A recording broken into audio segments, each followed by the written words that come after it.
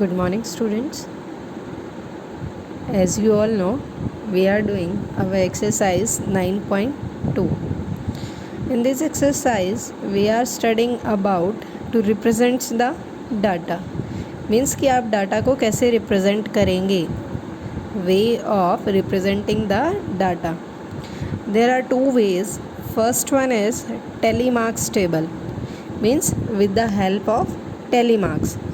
Second way बेटा, that is frequency table, which is just simply आपको इसमें क्या करना है, सिंपली आपको नंबर्स मीन्स जो कैटेगरी जिसमें आप डिवाइड कर रहे हैं, and next side frequency means to write in the number form, numeral form जिसको हम बोलते हैं.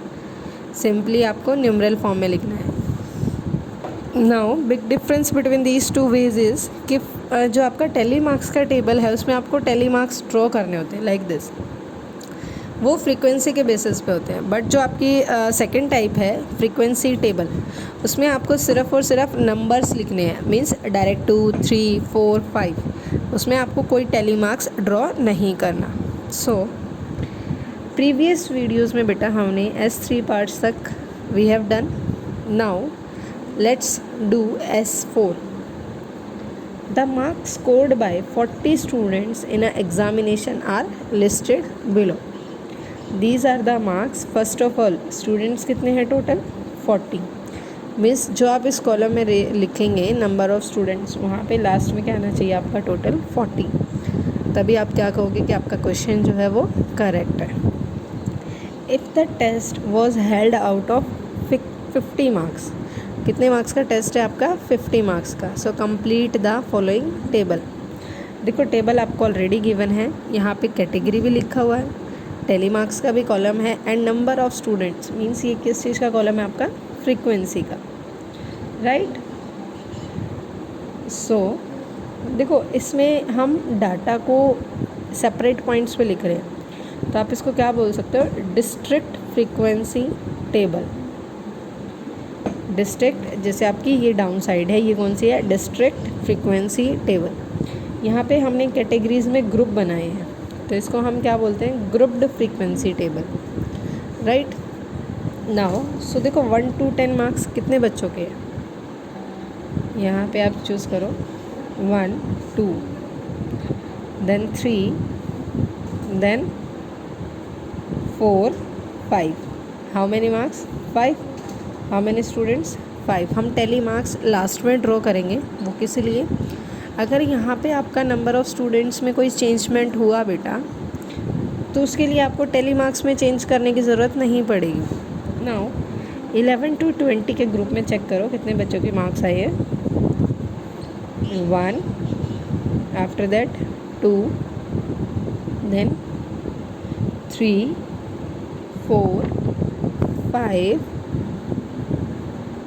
आप only 5. Now 21 to 30. देखो 1, 2, 3, 4, 5, 6, 7. How many?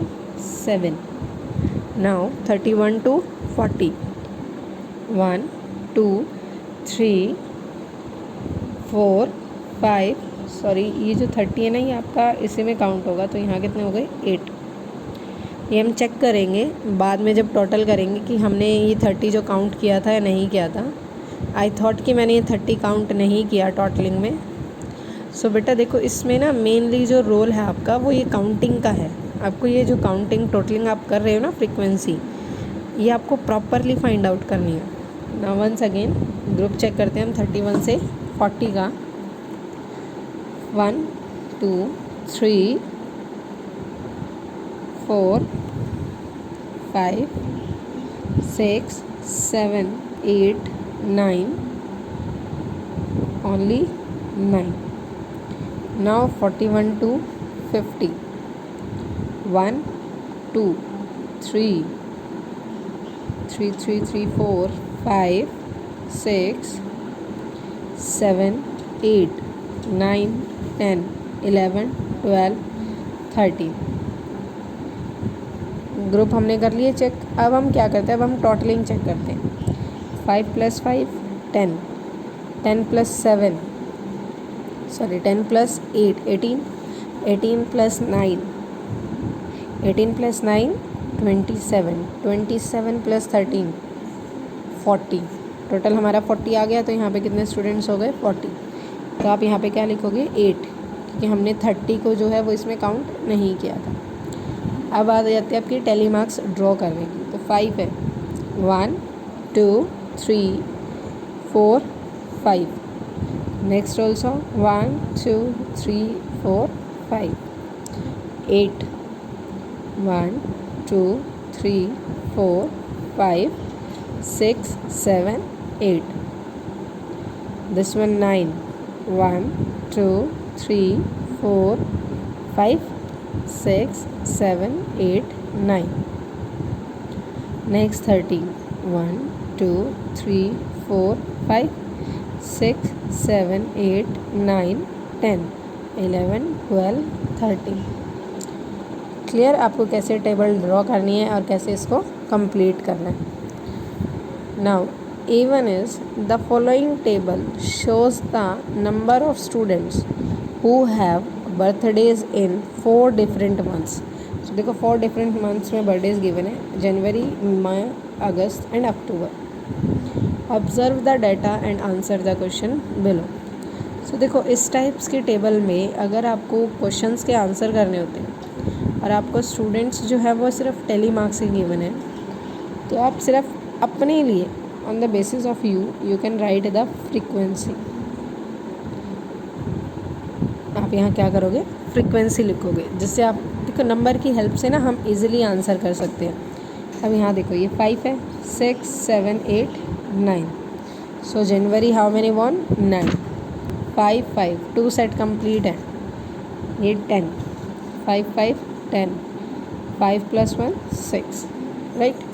सो अब देखो अब हम क्वेश्चन के आंसर्स देते हैं। Which month has the maximum number of birthdays. So यहाँ पे देखो मैक्सिमम नंबर्स 10 10 है।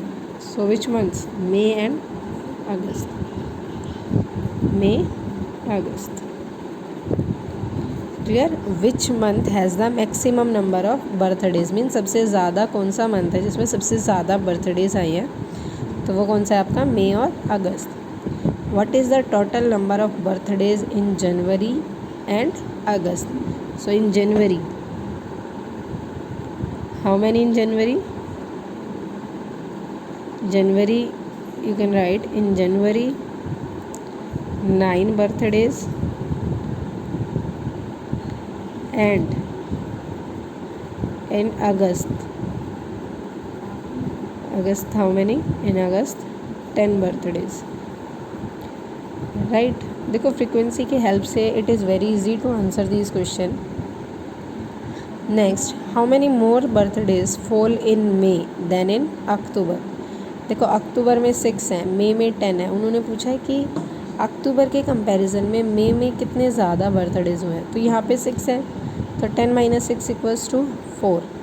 सो 4 बर्थडेज फॉल इन मई more than in October.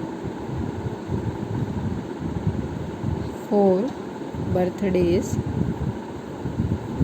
more in May than in October।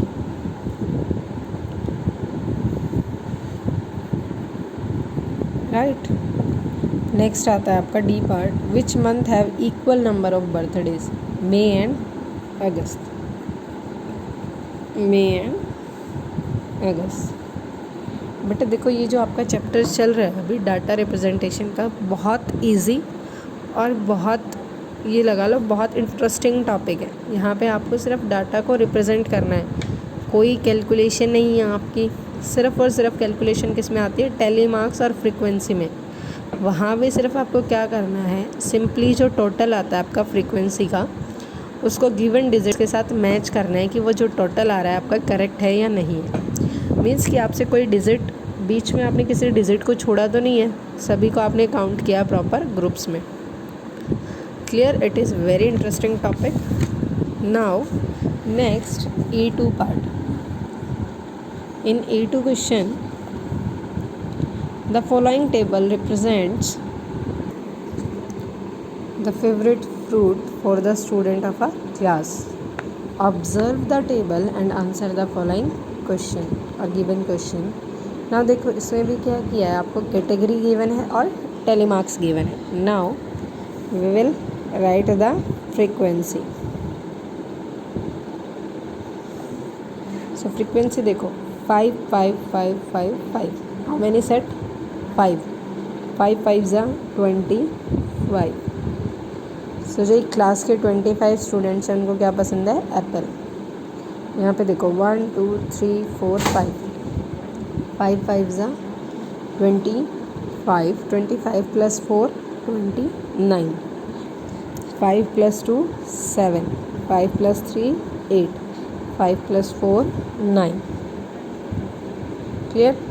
Now this is about the table which is given. Now come to the questions. Which fruit is liked by the least number of students? कि सबसे कम कौन सा fruits है जो पसंद है बच्चों को? That is banana. Which fruit बेटा? बनाना. राइट. बनाना जो है that is least number of liked by least number of students.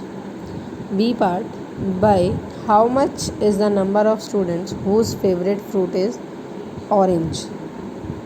8.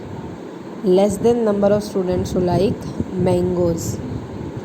तो देखो क्वेश्चन क्या है, by how much is the number of students whose favorite fruit is orange less than the number of students who like mangoes.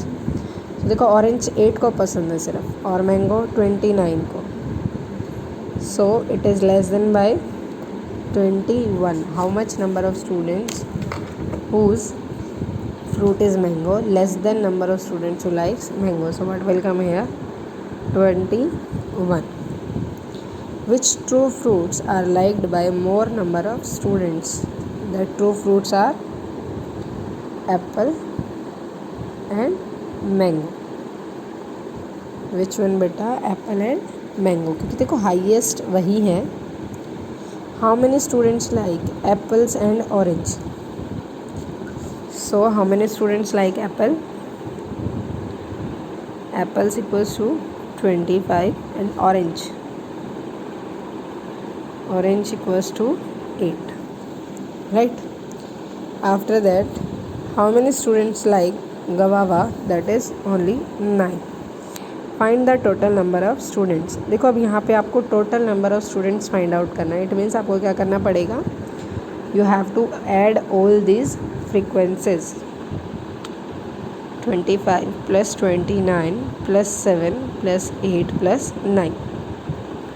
When you add all these numbers you will get the total number of students in the present class. Right. क्योंकि जो tables थी आपकी, देखो table represents the favourite fruit of students of a class. ये सभी students के हैं, तो आप अगर इनको टोटल करते हैं तो आप क्या फाइंड आउट करेंगे, you will get how many students are there in the class. Right. Now next A3. Now next question A3. The following tables represents the number of patients of different ages in a hospital. अब देखो इस table में जो है बेटा वहाँ categories क्या आ रही है, आपकी एज की कैटेगरी है. जो पेशेंट्स आपके हॉस्पिटल में ऐड है उन्होंने ग्रुप क्रिएट किया कि 30 से 35 एज के इतने नंबर ऑफ़ पेशेंट्स हैं, 35 से 40 एज के ये नंबर ऑफ़ पेशेंट्स हैं, 40 to 45 this, 45 to 50 this and 50 to 55 this. Now observe the table and answer the following questions. So now same in this table also हम क्या करेंगे, हम फ्रीक्वेंसी फाइंड आउट करेंगे. बिकॉज फ्रीक्वेंसी से आपको direct answer मिल जाते हैं. देखो 30 से 35 के एज ग्रुप में नंबर ऑफ़ पेशेंट्स 2, 35 से 40 3, 40 to 45 5, 45 to 50 5, 50 to 55 5, 6 7 8 9. Right. These are the number of patients. Now first question is, how many patients in the hospital are aged between 50 to 50 and 55? हमें क्या करना है, अब हमें ग्रुप चेक करना है 50 to 55. This one, number of patients 9. So how many patients in a hospital are aged between 50 and 55 is 9 patients. How many patients? 9 patients, right? Now B part, the number of patients aged between 30 and 40. 30 and 40, देखो बहुत group आ गए यहाँ पे आपके 30, 35 और 35 to 40. ना आगे question study करते हैं. Is equal to the number of the patients aged between 40 and 45. Is this statement true और फॉल्स? देखो ये स्टेटमेंट है एक, हमें स्टेटमेंट को चेक करना है कि ट्रू है या फॉल्स है. तो first, the number of patient aged between 30 and 40, 30 to 40, ये दोनों ग्रुप्स होंगे. तो इनकी टोटल जो नंबर ऑफ पेशेंट्स हैं वो कितने हैं? 5. So 30 and 40, how many number of patients? 5. Now is equal to the number of patients aged between 40 and 45. So second में स्टेटमेंट जो है आपकी 40 और 45 एज ग्रुप में कितने स्टूडेंट्स पेशेंट्स हैं, सॉरी कितने पेशेंट्स ऐड है? 5. सो 40 और 45 के ग्रुप में भी कितने पेशेंट्स हैं total? 5. So is this statement true? तो देखो 30, 40 में भी 5 है और 40, 45 वाले में भी 5 है. तो आपकी स्टेटमेंट क्या है? ट्रू. क्योंकि यहाँ पे इन्होंने बोला है कि 30 से लेके 40 का जो एज ग्रुप है उनके पेशेंट्स और 40 से 45 का जो एज ग्रुप है उसमें जो पेशेंट्स ऐड है वो दोनों इक्वल हैं. तो यहाँ देखो दोनों में कितने पेशेंट्स ऐड है? 5. So this statement is true. I hope the statement is clear to everyone. Now C part, patients of which two age group are equal in the number at hospital. So अब हमें ये find out करना है कि कौन से 2 groups ऐसे हैं, एज ग्रुप्स, जिनमें नंबर ऑफ पेशेंट्स जो हैं वो इक्वल हैं. सो देखो यहाँ फ्रीक्वेंसी से चेक करो, इसमें भी 5 है, in this also 5. So which 2 age group? 40 to 45 and 45 to 50 are equal in number of patients, right? Now D part, what is the total number of patients in the hospital? Now we have to find the total number. हम क्या करेंगे? हम frequency को add करेंगे.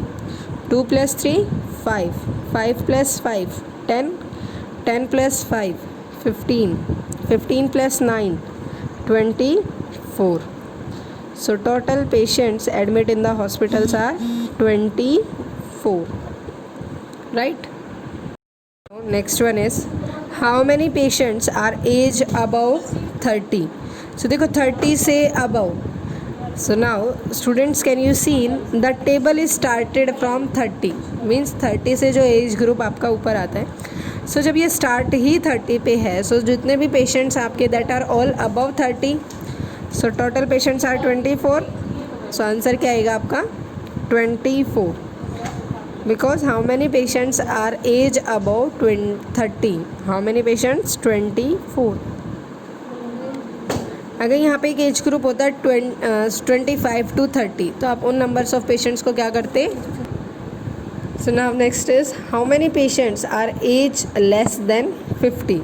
सो देखो ये 50 का age group है, तो हमें इनसे लेस पूछा, मीन्स आप इससे ऊपर जितने भी पेशेंट हैं उन सबको ऐड करो. 2 + 3 5, 5 + 5 10, 10 + 5 15. हाउ मैनी पेशेंट्स बेटा? 15 patients, right? So the topic of the data representation is clear.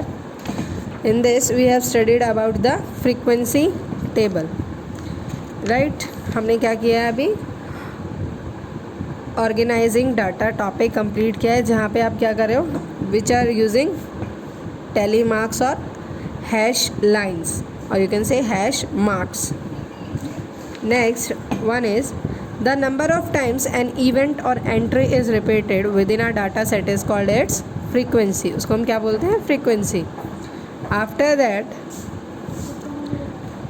frequency number, how many times it converted. Next आता है आपका बेटा grouped.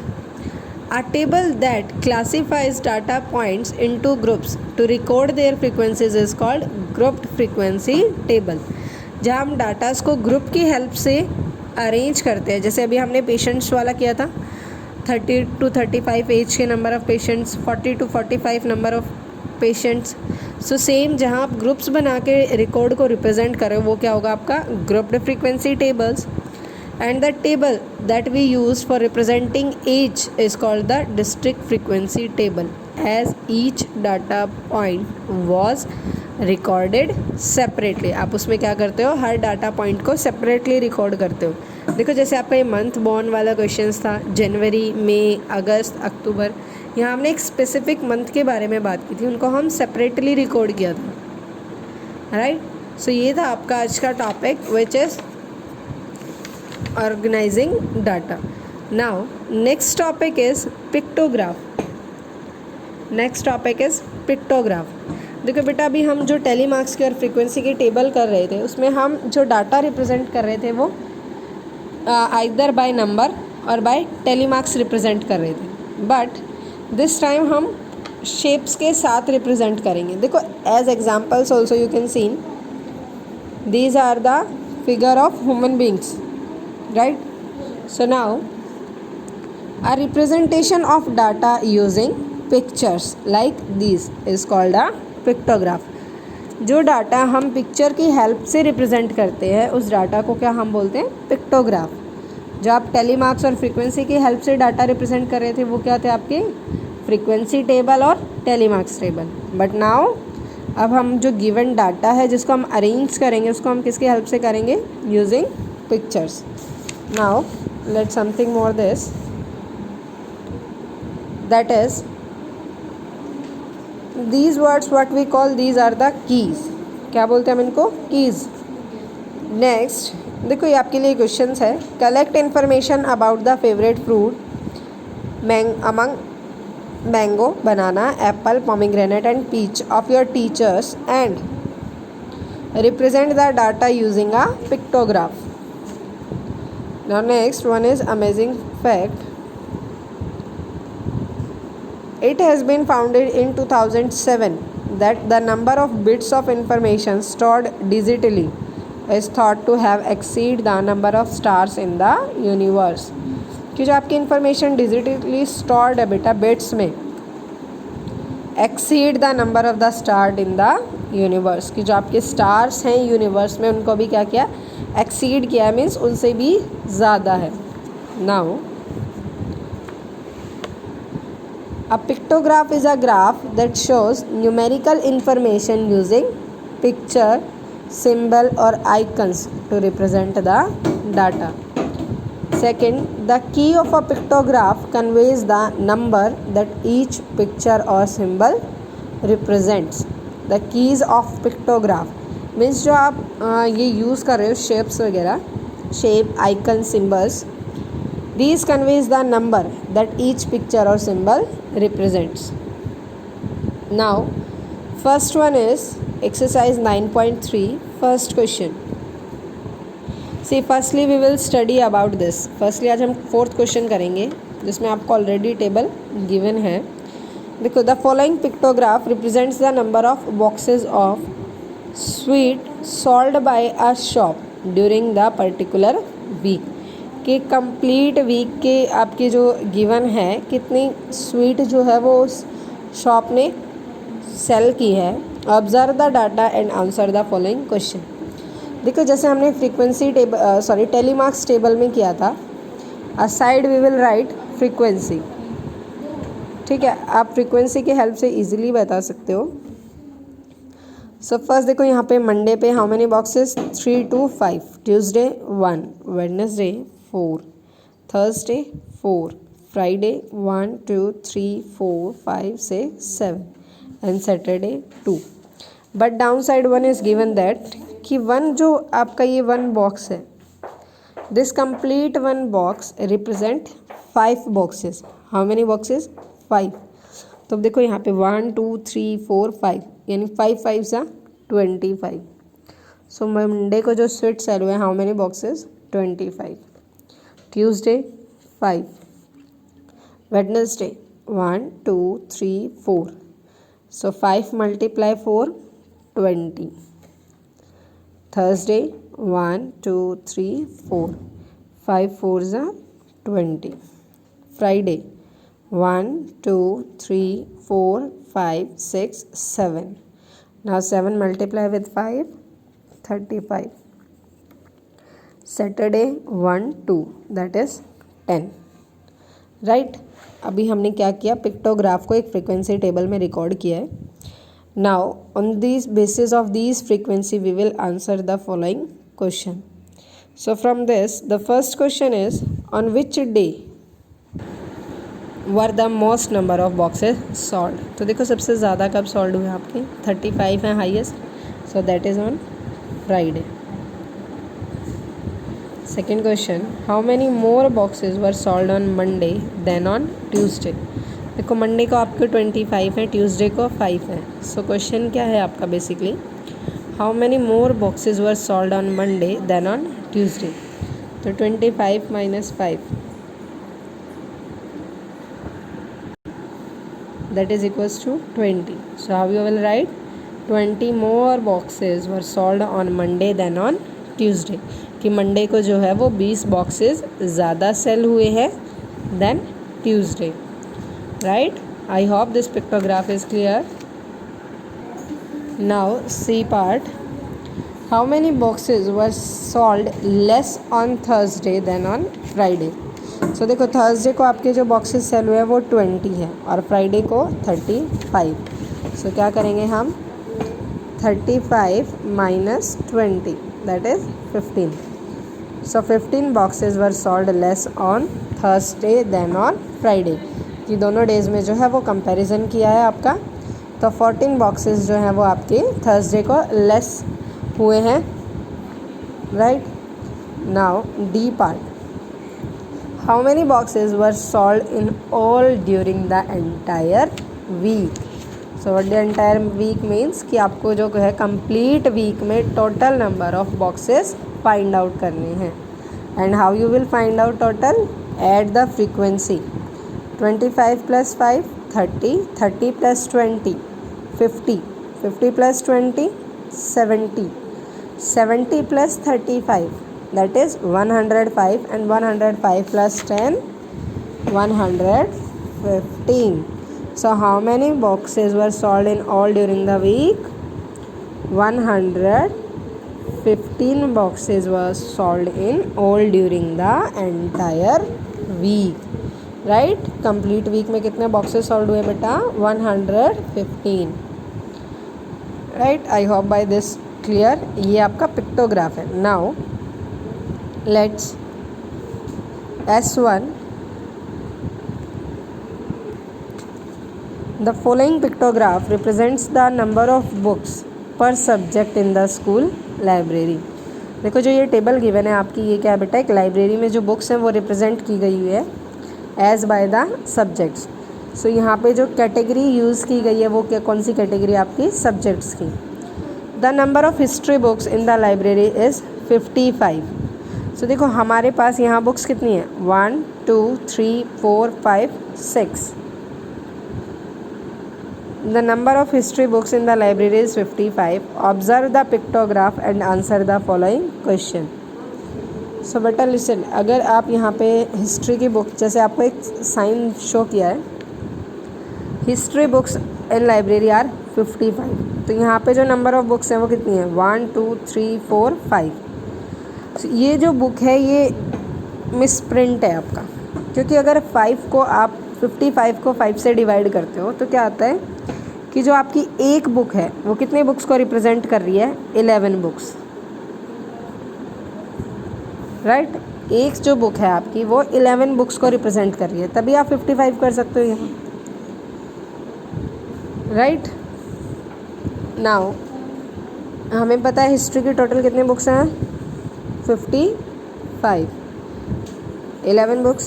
Now geography 1 2 3 4 5 6 7 8 9. So 11 nines are. I thought this is also. Count करते हैं अभी हम, फिर उसके बाद चेक करते हैं कि आपकी कोई मिसप्रिंट है क्या.